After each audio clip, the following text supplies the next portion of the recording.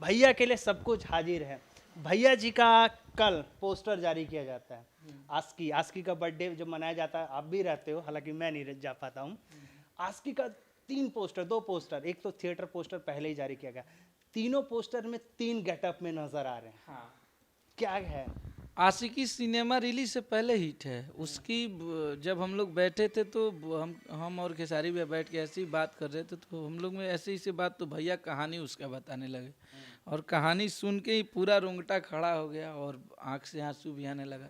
इतना इमोशनल। और अगर कोई प्यार करता होगा ना, वो एक लव की कहानी है और वो प्यार भरी कहानी है। भैया ने बताया, मुझे बहुत अच्छा लगा। और एक अभी दुल्हन वहीं जो पिया मन भाई आया था, तो भैया का सिनेमा देखे था।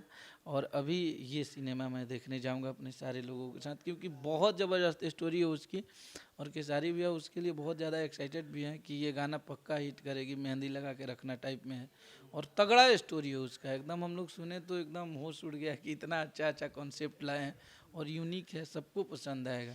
खबर यहाँ तक ये भी चल रही है कि क्या आस्की में आपने भी कुछ लिखा उखा है, कुछ गाने, कुछ ऐसा है क्या? आशिकी में मैं भैया के सिनेमा में गाने कभी लिखा ही नहीं और एल्बम से फुर्सत नहीं मिलता था, लेकिन अब बहुत सारे गाने मूवी के लिए चले गए हैं और जा रहे हैं। बहुत सारे गाने अब दिए हैं। अब आने वाली जितनी भी सिनेमा होगी उसमें हर सिनेमा में 2-4 गाने रहेंगे।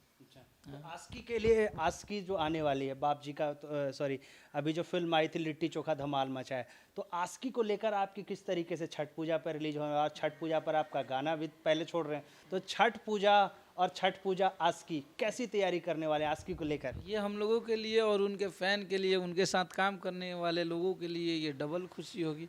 और दोनों चीज़ों का हम लोग प्रमोशन करेंगे। हम लोग इसी के लिए हैं ही, गाना भी बजेगा और सिनेमा भी चलेगी, दोनों मज़ा आएगा। जलवा होगा तो। हाँ, अपने हिट मशीन का दबदबा रहेगा और क्या।